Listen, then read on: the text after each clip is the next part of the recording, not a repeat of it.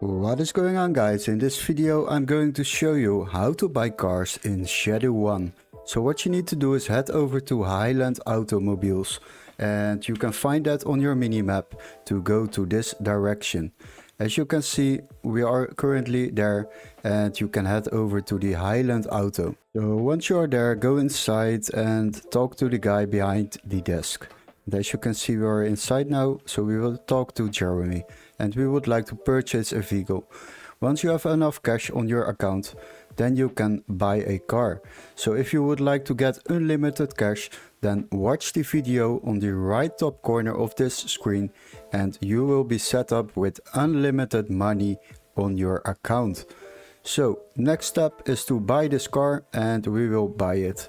So once you have bought it, it is waiting outside and we will go there. Our car is waiting over there.